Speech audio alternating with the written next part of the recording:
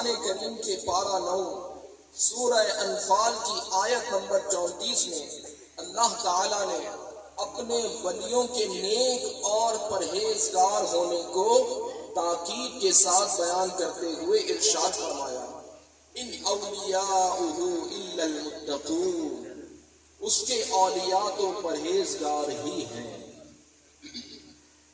मुफस्सिर शहीर हकीमुल उम्मत मुफ्ती अहमद यार खान नईमी रहमतुल्लाहि ताला अलैह इस आयत मुबारका के तहत फरमाते हैं कि कोई काफिर या फासिक अल्लाह का वली नहीं हो सकता।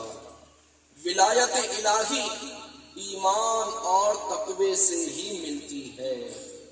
इसी तरह पारा 11 सूरह यूनुस की आयत नंबर 62 में अल्लाह अज़्ज़ा व जल्ला ने अपने वलियों की शान को बयान करते हुए इरशाद फरमाया,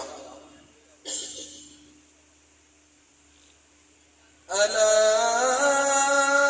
इन्ना औलिया अल्लाहि ला खौफुन अलैहिम वला हुम यहज़नून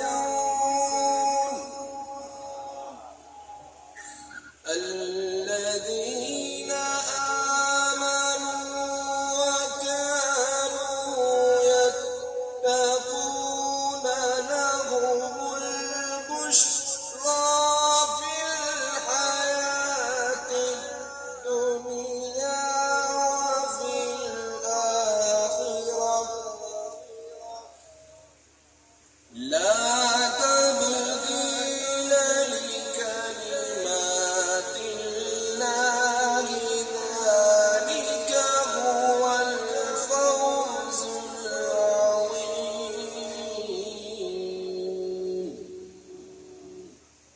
तर्जमाए कंजुल ईमान।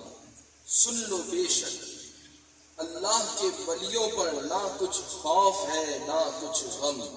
वो जो ईमान लाए और परहेजगारी करते हैं उन्हें खुशखबरी है, दुनिया की जिंदगी में और आखिरत में अल्लाह की बातें बदल नहीं सकती। यही बड़ी कामयाबी है।